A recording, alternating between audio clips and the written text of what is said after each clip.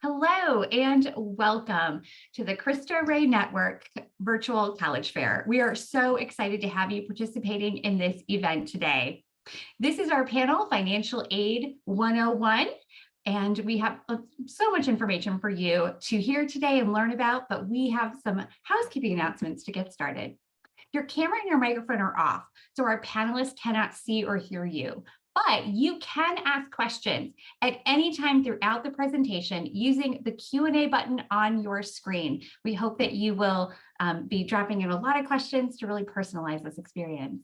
This is just one of many different sessions that have been happening for students and parents in the Cristo Rey Network schools. We hope you've enjoyed the other sessions that have been offered. All of these presentations are recorded and they will be available in the coming days at the same website where you registered, strivescan.com/Cristo Rey.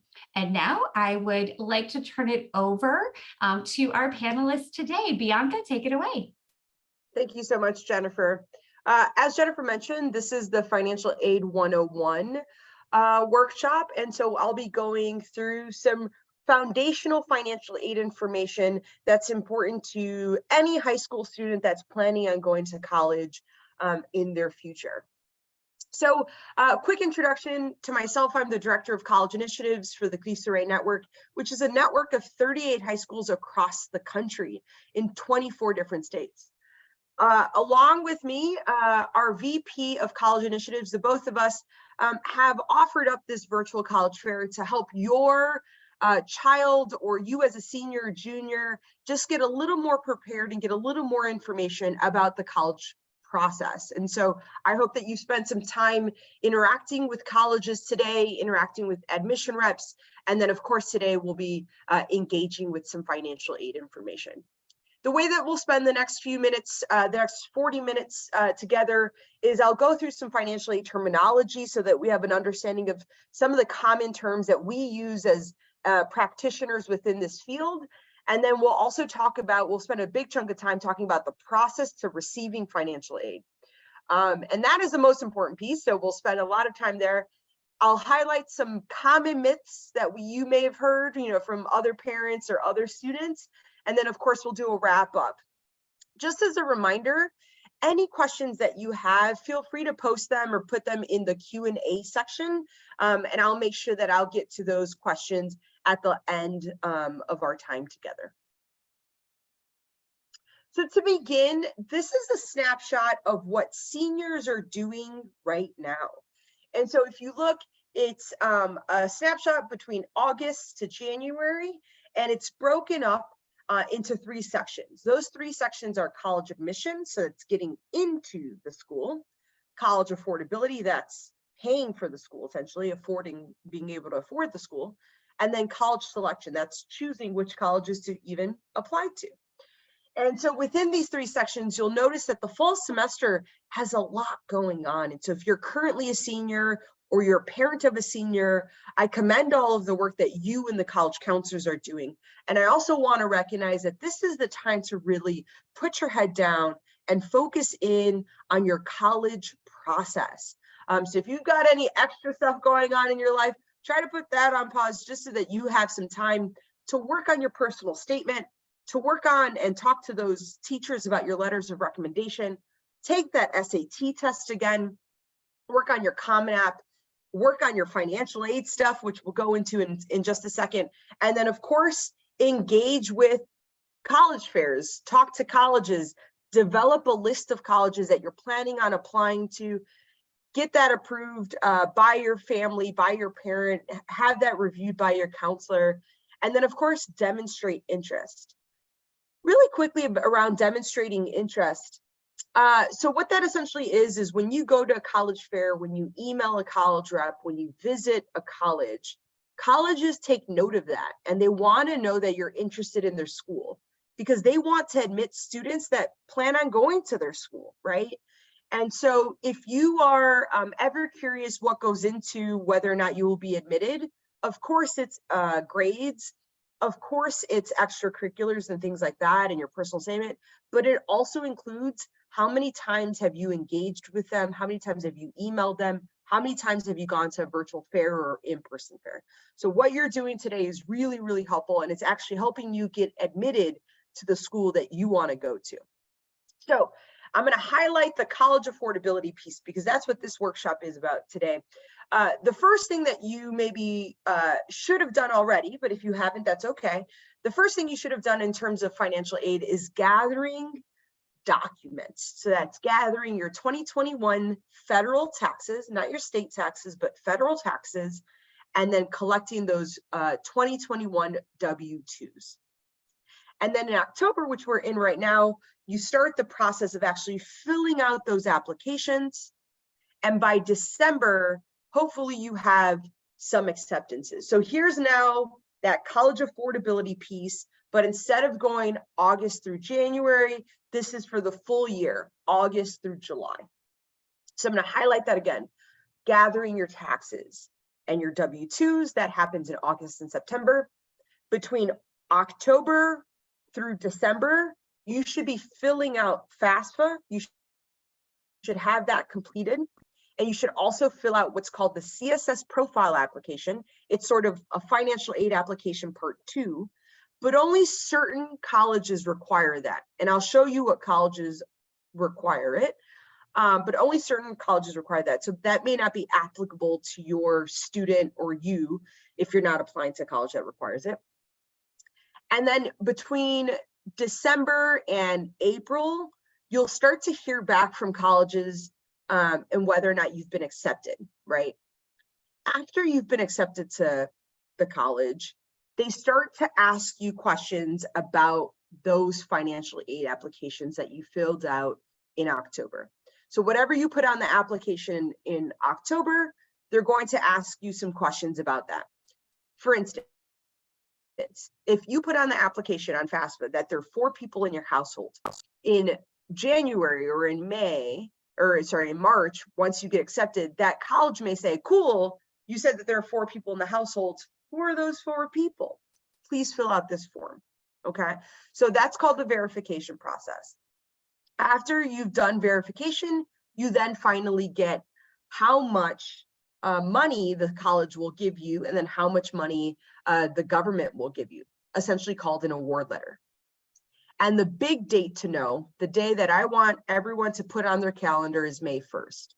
By May 1st, families have to make a decision on where they are going to college in the fall. And oftentimes by May 1st, you have to place a deposit. Sometimes the deposit's $50, sometimes the deposit's $200, but you have to place a deposit to hold your spot at that school. If you don't make your decision by May 1st, some colleges assume that you don't want to go there and you place your deposit somewhere else. So they actually remove your acceptance, right? So they essentially say, okay, well, then you're not going. And then in July, if you're like, oh, actually, I want to go to your school, they may say it's too late. You missed your opportunity, you missed your deadline. So it's really important that we all know May 1st as decision day and the day that you guys as a family have to make a decision. But of course, we can't make decisions until we know whether or not that college is affordable. Once you make your decision, you'll want to accept the financial aid package that you receive, the award letter. You'll want to sign any agreements for student loans if you're taking out student loans. And then by July, you'll receive your first bill from the college. Here is the financial aid roadmap, okay? And what I'd love for you to do is, once I give you this slide, I want you to print out this roadmap and put it on your refrigerator so that you know exactly what you should be doing in every single month. As I mentioned, August, you're collecting financial aid documents, and you can see exactly which financial aid documents you'll need.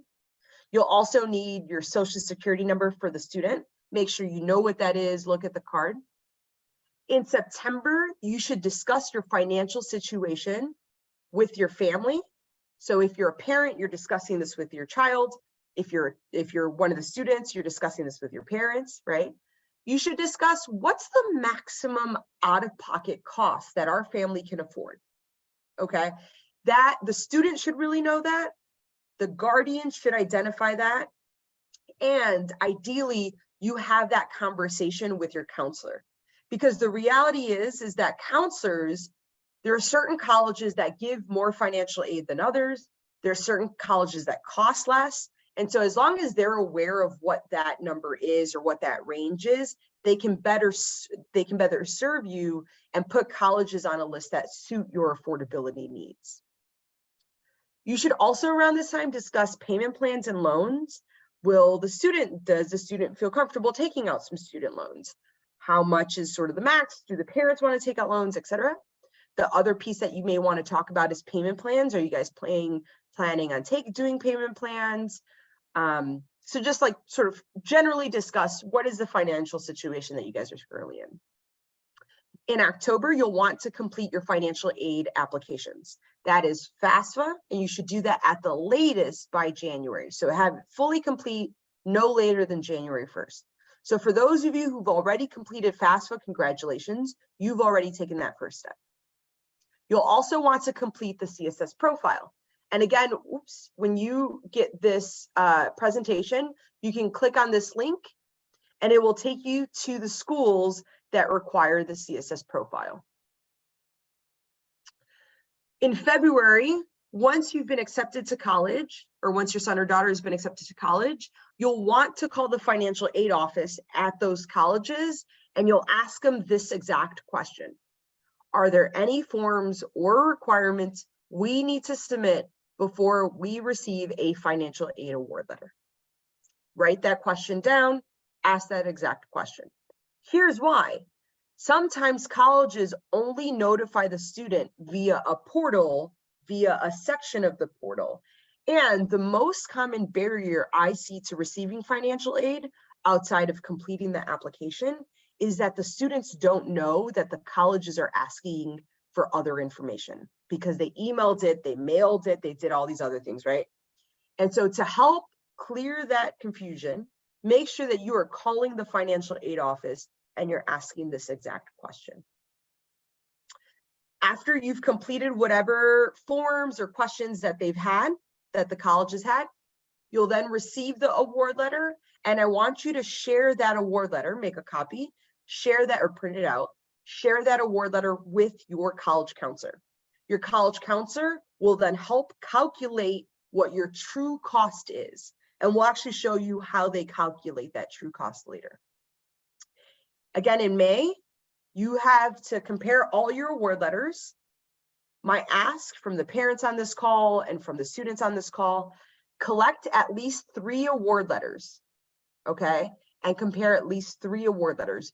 Do not collect just 1 award letter and say, okay, we're ready, right? It's really important that you have multiple award letters so that you are comparing your financial options. But then also, if you ever want to negotiate an award letter, you want to ask a college for more money, the best way to do that is if you have other award letters that you can call to or refer to. So 3 award letters at minimum. Then finally, as you're analyzing your award letter, ensure that you're choosing a college that's affordable for all 4 years. So it should not be a college that you're saying, well, we can make it happen for the first year and then we'll figure out the second year. It's never a good option. Make sure that this is affordable for all 4 years. And I suggest that you do not calculate the affordability with the addition of a Parent Plus loan or a private loan. I'll go through that in a little bit later. Once you've chosen your college, you're going to sign any loan forms if you're taking out loans. And then again, as I mentioned, in July, you will receive a bill. And then this is where you'll want to apply for a payment plan. So you'll have to enroll in a payment plan. It's not automatic. And payment plans in college start in July, or the application for the payment plan starts in July. I've worked with a lot of families who, when the payment comes up in September, they're like, oh, let's apply for a payment plan, and then it's too late in September. So make sure you're doing that payment plan. If you're planning on doing it, do that in July. Okay, so what is financial aid? We're jumping into terminology now. So financial aid refers to funds or funding that's available to you to make up the difference between what the student can afford and what the cost is. So what the student can afford and what the cost is. Financial aid kind of makes up that difference. It comes from a lot of different places. It comes from the federal government. It also comes from the state government. So here in Illinois, it would be the state of Illinois, or if you're in, Michigan, state of Michigan. And then it also comes from the institution or the college that you're getting accepted to. So those are the three places generally: federal, state, institution. There are two types of financial aid. There's need-based aid, and then there's merit-based aid. Need-based aid, very similar to the name. Need-based is based off of the demonstrated need that comes out of FAFSA. So what the student can afford, that's coming from FAFSA. So after you fill out the application, the government is going to give you a number, and it's going to tell you how much you can afford, and it's going to tell you how much you need, or it's going to tell the college how much you need. So the college will then give you financial aid based off your needs. So this comes from FAFSA. Merit-based aid comes from your grades, the student's grades. It also comes from other achievements, like, do you play a musical instrument? Are you an athlete? Do you have some leadership skills that you've developed over the time, or other skills like art, right? So merit is based off of your academic and other achievements. Need-based is based off of the financial need as demonstrated by FAFSA. Here's the thing. If you think you can't afford college, I want you to think again, right? There's a lot of stuff online and on social media about how expensive college is.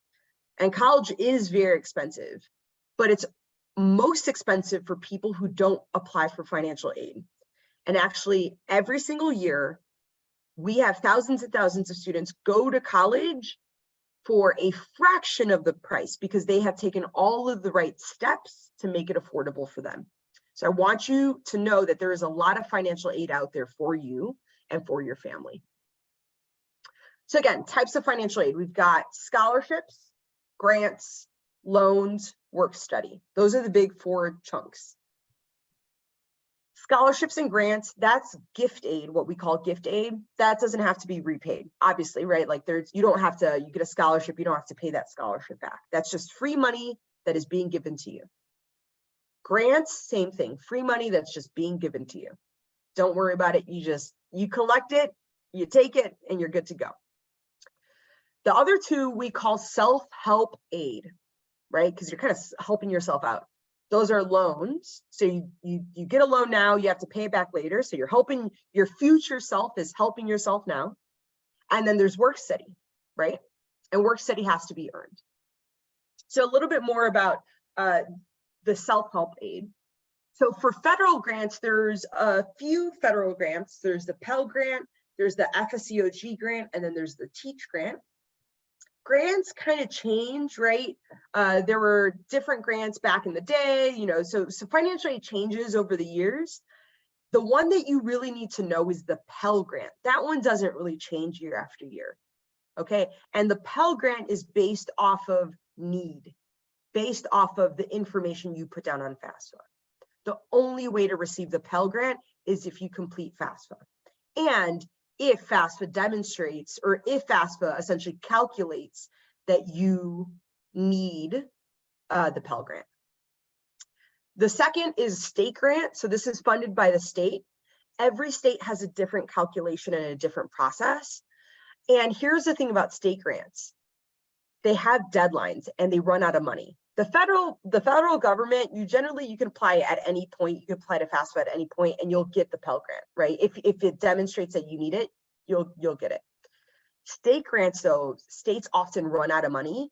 So this is where you want to apply as soon as possible and before the deadline that your state has identified. And then finally, you've got scholarships, which is free money. And this comes from colleges, and it also comes from outside organizations. So churches, your own company, if you're a parent, the company that you work at. And of course, this doesn't have to be paid back. One of the things that you want to know is that scholarships, especially if they come from colleges or even outside organizations, sometimes they have a stipulation that, you have to maintain a 3.0 GPA while you're in college.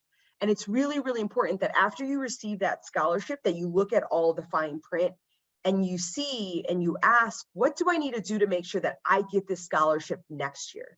And you want to remain eligible for that scholarship by continuing those things. If you want to know what the deadline is or the grants, when I give you this presentation, click on that link that I just clicked on. It's in that little purple box. But this is going to give you all of the grants that are in your specific state. Second group here is that self-help aid, and that comes from loans and federal work study. There are two kinds of loans. So there are federal loans, that's from the government. So this is the government essentially providing the loan to you. It's the US government. And then there are private loans, and this normally comes from the bank.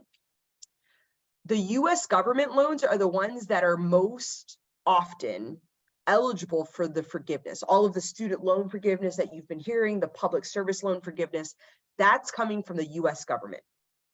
You'll also know that there are federal loans that are subsidized, which means that the interest rate on those loans is 0%.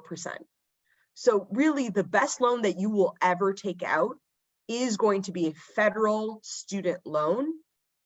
And then there are, of course, private loans, and that comes from banks. So there are various requirements for those bank loans. And then there's also different interest rates. The federal loan, the purpose of it is to help get you access to an education. The purpose of a private loan from the bank is to generate revenue. The bank just wants to make money. So I just know that, right? When you're considering what loans to take out, you always want to go federal first. The second terminology that I want to go through is the federal work study. So this is where undergraduate students get offered federal work study, and they have to work, right, to earn whatever money that they're earning. On a financial aid package, you'll see federal work study, and it will say like $2,000, $3,000. That's just an estimate of how much you would potentially make if you work 15 hours a week. They're just letting you know that that's an estimate. So we never consider federal work study when we're calculating how much you will have to pay for school. Federal work study is a wonderful way to help pay for those other expenses that, kind of come up when you're in college, like the books, that extra cup of coffee, your miscellaneous expenses, like, catching a bus to go back home for, Christmas break. So federal work study is really, really wonderful. Just know that whatever you see on your federal work study on the award letter, that's just an estimate of what you might get if you work. Okay, so we've gone through terminology, we've gone through a quick introduction. Now let's talk about process. How do you get financial aid, right? So here are the steps. First step, first and foremost, FAFSA. That is the federal application for free student aid. Then there's verification. Then there's an award letter. Then there's accepting the loans. Then there are these forms called MPN and ELC. And then finally, then you get your financial aid distributed to you. So we'll go through that whole thing and we'll go through each section. So for FAFSA, what is it, right? Free application for federal student aid. It opens up October 1st. So it's been open for 22 days. Here's a quick tip about FAFSA. Every single year, the first 2 weeks that it opens up, there are always bugs. There are always issues. Students will log in and the website crashes, right? So I actually recommend, even though you have to do it as soon as possible, I recommend waiting maybe the first 2 weeks, holding off so that they can fix those bugs, and then really starting maybe at the end of October around now, really completing those FAFSA applications. It's just going to save you some headache. So there's more than $185 million in financial aid assistance available to students across this country. And millions of dollars went unused last year during the pandemic because many students just didn't know what the process was. They didn't have access to their college counselors as often as they do, and people just didn't complete FAFSA. So if you do anything after this call, it is knowing to make sure that you complete FAFSA and then you complete it correctly. So again, in order to qualify for the following, you have to complete FAFSA. If you want to qualify for scholarships from colleges, you often have to complete FAFSA. Grants from the federal government, you have to complete FAFSA. Federal student loans, you have to complete FAFSA. And if you want work study, you have to complete FAFSA. So what do you need to know about FAFSA?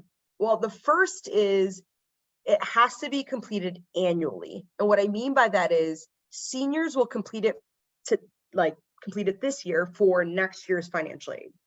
And then you have to complete it every single year you are in college up until your junior year, because when you complete the financial aid application, you're completing it for next year, or not next year, but like the next academic year, okay? So you have to do it again your freshman year of college, you have to do it again your sophomore year of college, you have to do it again your junior year of college. Biggest mistake that I see students make is that they forget to do it their freshman year of college because there's so much else going on in October. You know, they're getting used to college that they forget to do it and they miss out on those deadlines from the state. So it's really important that you just put a calendar reminder for yourself for every single year and you complete it. Dependent students must include their parents' taxes. I'm gonna say that again.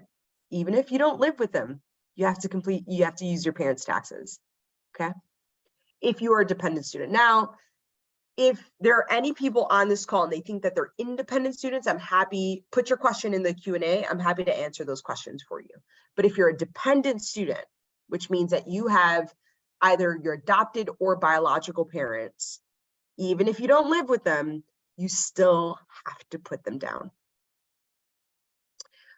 This year, if you're going to college in the fall, you will be applying to the 2023-2024 application, and you'll use your 2021 federal taxes. Without completing FAFSA or the verification process every year, you will not receive those loans, those scholarships, and those grants. It opens October 1st. When should you do it? As soon as possible. Although knowing that the first couple of weeks, there's always a couple bugs in the online portal.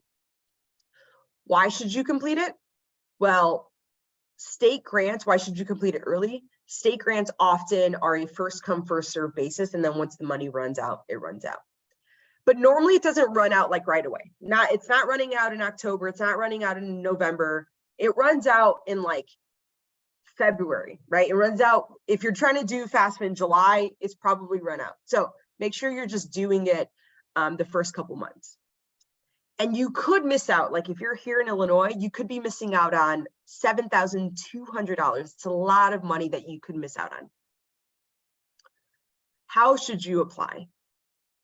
You can apply online at studentaid.gov, or if you prefer, there's an app actually, and it's called My Student Aid. You just have to download the app.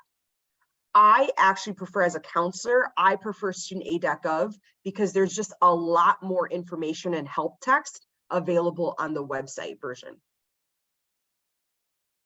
This is what it looks like. If you or your parent prefer Spanish, just know that there is a little Spanish button here that you can then press so that you can see all the information in Spanish.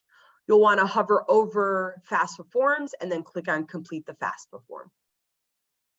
Okay, who should complete FAFSA? This is actually really important because unfortunately, not everyone can complete FAFSA. So who can complete FAFSA? Any US citizen and eligible non-citizen. So if you're a US citizen, right, you should know that. That likely means that you were born here. Right? There are other considerations, right? But any US citizen. And then eligible non-citizen are people who are US permanent residents and you have a permanent resident card, okay? There are also conditional permanent residents that have I-55 IC. If that's the case for you, then you'll know. If there are any special circumstances that you want to put in the Q&A, feel free to ask that question. Should students complete the FAFSA if they're not 100% sure if they're going to college? 1,000%. Here's why. You have to complete FAFSA in October, November, right? But if you were like, oh, I'm not going to go to college in the fall, next fall, and then you change your mind in the summer, you then complete FAFSA, you may miss out on all of those state grants that you could have potentially gotten. Applying to FAFSA doesn't mean that you have to go to college. It just means that if you want to use the money, it's open to you. What if your parents are undocumented? Can you apply to financial aid or FAFSA? Absolutely. If you are a student who's a US citizen or eligible non-citizen, you have access, just like every other student who's a US citizen and non-eligible citizen, to federal and state aid. Okay. The only difference, if your parents are undocumented, the only difference is that parents just need to print and sign at the end of the FAFSA. You just have to print and sign the signature page, and then you mail that signature page in. That's all. What if you think you're ineligible for aid because you make too much money? You're like, oh, my parents make too much money. I'm not going to fill it out. Don't do that. Everyone, every student who's a US citizen and eligible non-citizen should complete FAFSA, because it's going to give you access potentially to other scholarships and to really, really positive loans if you want to take them out. When in doubt, please complete FAFSA. And 100% of all students should complete FAFSA by the latest January 1st. Okay, make sure that you're doing it by January 1st at the latest. So what information do you need? You need the student social security number. Please make sure that it's the correct social security number. I've seen so many times students have memorized an incorrect social security number, and it's a common mistake, right? But it won't allow you to complete your FAFSA if that's the case.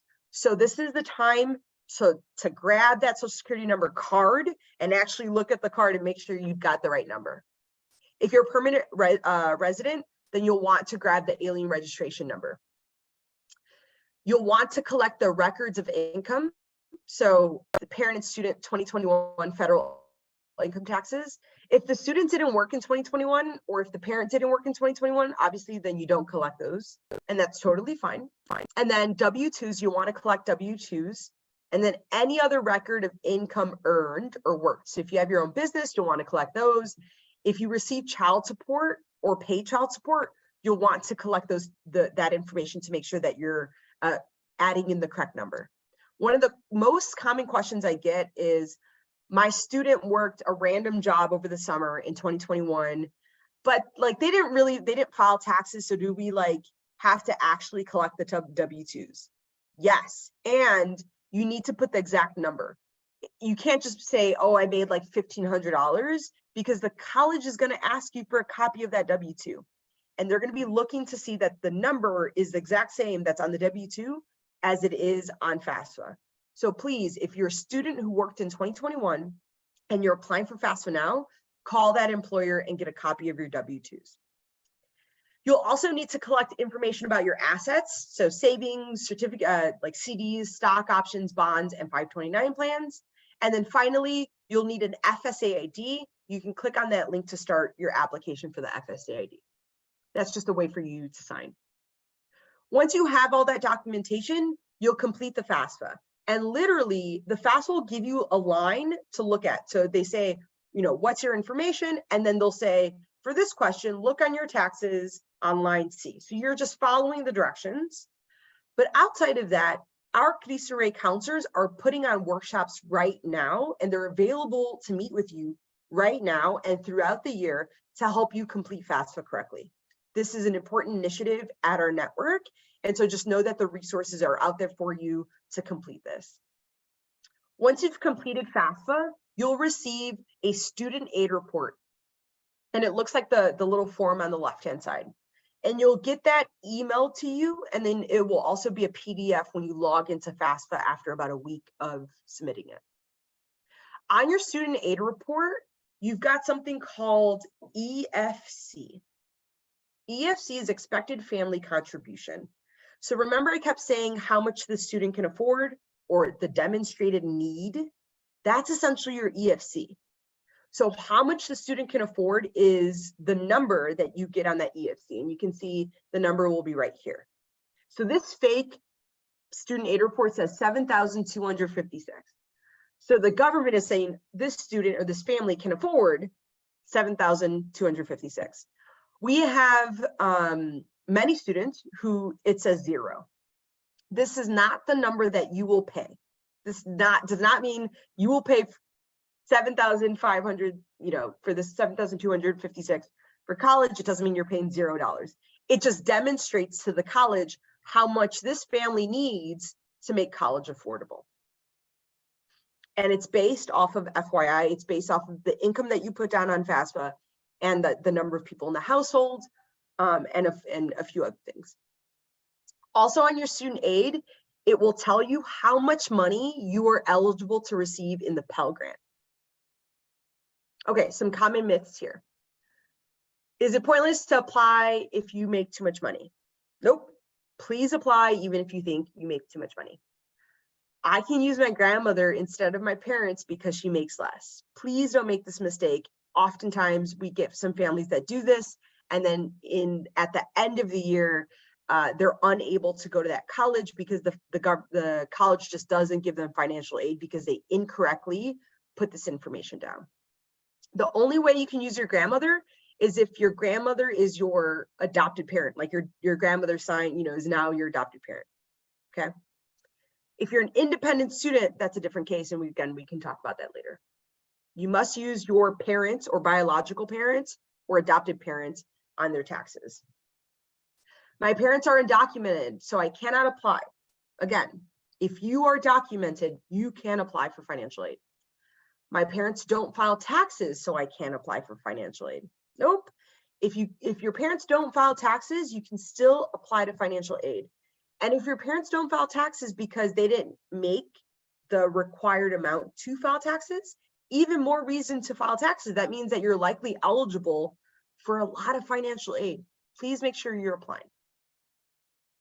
My EFC will remain the same every single year I'm in college. So if I got an EFC of 0 my senior year, I'm going to have the same EFC every single year. Incorrect. Because you have to apply to financial aid every single year and use your updated income, your updated parents' income, then your EFC will likely change, right? Unless the income is exactly the same. I'm currently going through bankruptcy, so my son or daughter cannot apply and we won't be eligible for financial aid. You can and absolutely should apply, especially if you're going through bankruptcy. This is where you can not only apply, but you can demonstrate what is happening financially to the college. You won't be able to do that any other way unless you're completing your financial aid applications. All right, so you've completed your financial aid, your FAFSA. Now you're in verification. Okay, so what is verification? Verification is the process the colleges go through to ensure that what you put on FAFSA is actually true. Okay. How do they know if it's actually true? Well, they essentially ask for all the documents to prove that it's true. They ask you for your federal taxes or your tax transcripts. They ask you for your W-2, for like number of people in the household. If you said it's 4 people, they want to know who are those 4 people, what's their relationship to you, right? They ask you all these questions on a form, and then they have you mail in or fax in that form to them. They look through it, they compare. Once things look good, then they send you an award letter. If it doesn't look good, and you said, I have 4 people in the household, you only put 2, then they're going to ask you to make changes to FAFSA, and then just you'll go through this process again and again and again until everything lines up. We've had parents who refuse to make changes or who refuse to complete this form, and unfortunately, they just don't end up receiving any financial aid. So it's really critical that you complete your verification process if they're asking you to complete forms. Here's a sort of insider tip. If you want to know whether or not you're going to be asked for these forms, because not everybody gets asked, it's randomly selected. If there's a little star next to that EFC, that means that you're going to be asked for forms later on. If there is no star, then you should be good. So the key here is consistency. Once you've completed all those forms and the college is like, okay, yep, all of this checks out, right? We've looked over all your forms, we looked over the FAFSA, this all looks good. You then receive an award letter or a financial aid package. On this award letter will be the scholarships that the college is going to give you, the loans that you're offered, not that you have to take out, but that you're offered, any grants from the federal or state that you're going to receive, and then potentially work study. You'll also get the cost of attendance. So this is like what it's costing to go to that institution. Cost of attendance includes everything that you're going to get billed, which is called direct cost, and everything that you're going to likely pay, which is indirect cost. What do I mean by that? Okay, what you get billed. Tuition, right? They're going to bill you for obviously the tuition. Any fees, if you're dorming, the dorm, and then if you have a meal plan, the meal plan. That's what you get billed. That's direct cost. Also included in cost of attendance when they're giving you your financial aid package, they're going to tell you, oh, there's also likely the cost of a bus, of books, of living expenses, personal costs. So sometimes families look at cost of attendance and they see $90,000 and they're like, whoa, that's a lot.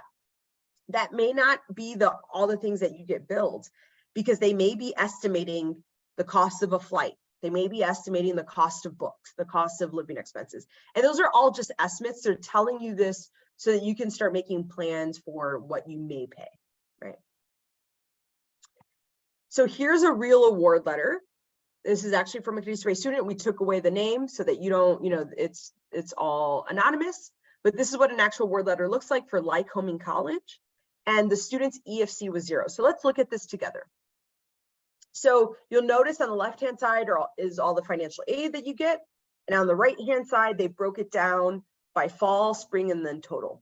The reason they broke it down by fall and spring is because that's how they bill families. So they bill families every semester. So what you want to figure out is this college affordable for my family? So again, cost of attendance, direct cost, tuition, fees, room and board, indirect cost, that's the whole cost of attendance. But when you're trying to figure out your true cost, right, you want to remove all those indirect costs, the flights and all that, take that away, because you don't know what that's actually like. That changes, right? So take that away. Only look at direct cost, what you're going to get billed, and then you'll want to look at all the scholarships, the government grants, and the student loans that you may be taking out. So let's practice this together. Direct cost, that's on the left-hand side, that's $56,393. So you'll put this into here. This is how our counselors calculate true cost, and this is how you can do it too. Then you'll want to look at institutional grants and scholarships. Those are the two on the right-hand side. That comes out to $44,548. Then you'll want to look at any government grants. That's the federal Pell Grant and the federal FSDOG. That's $6,345 and $1,000.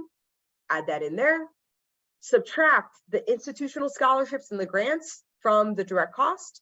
When we do that, it comes out to $4,500 as the net price. That's essentially what it will cost you without any loans. And then as a family, you need to decide, do I want to take out loans? It looks like they got offered $5,500. So if the student took out the full loans, it would cost the family negative $1,000, which means the family would get another $1,000, would get $1,000 for the year, or in a refund check.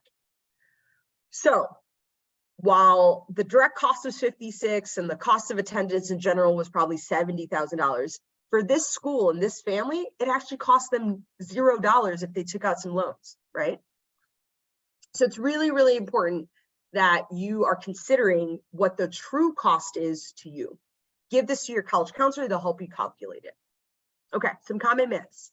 The most affordable colleges are community colleges. That is false. The most affordable colleges are across the country, oftentimes four-year institutions like Lycoming, which costs negative dollars.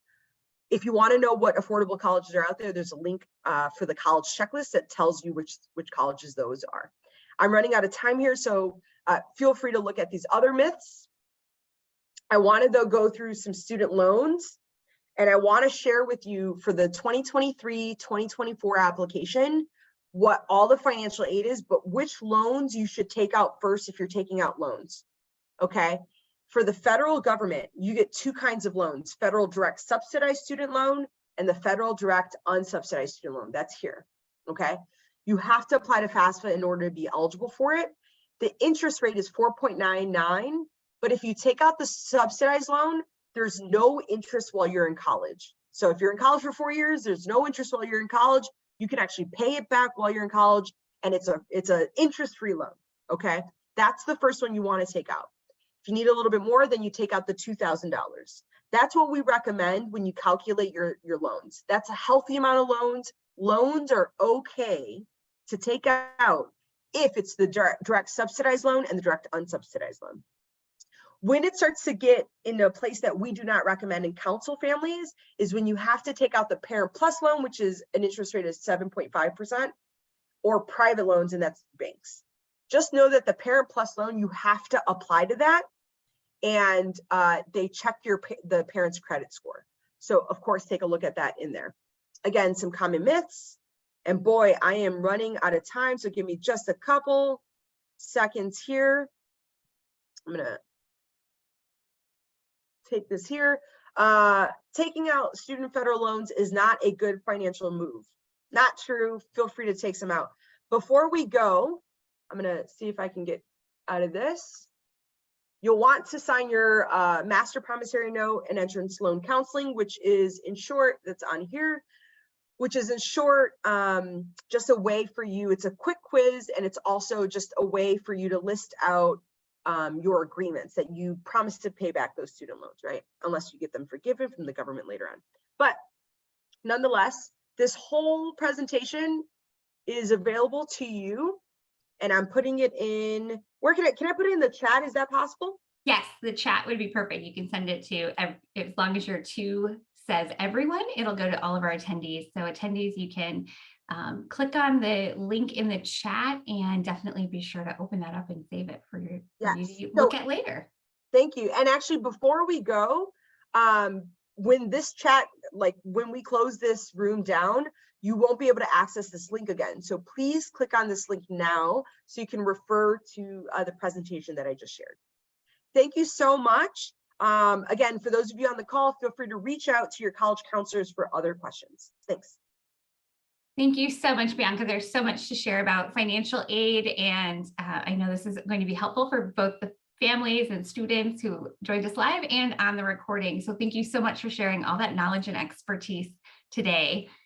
We're coming to the end of our time together. Thank you for joining us, whether you have watched it live or on the recording, taking the time to learn about all of this. We hope it will be so helpful for you. When you close your window, there's going to be a link to a very quick 5-question survey. I promise it's short and easy, and we would appreciate any feedback that you can provide. And don't forget that this session was recorded, as are all the sessions. We're part of the Cristo Rey Network Virtual College Fair. We hope that you will go to the website where you registered, strivescan.com/Cristo Rey, to find all of the session recordings so that you can learn about even more great schools that are out there, and to review this information and share it with family and friends. So thank you again, Bianca, for all of your expertise and time today. Best of luck in the college search and decision process, everyone. It's a fun adventure ahead. Good day.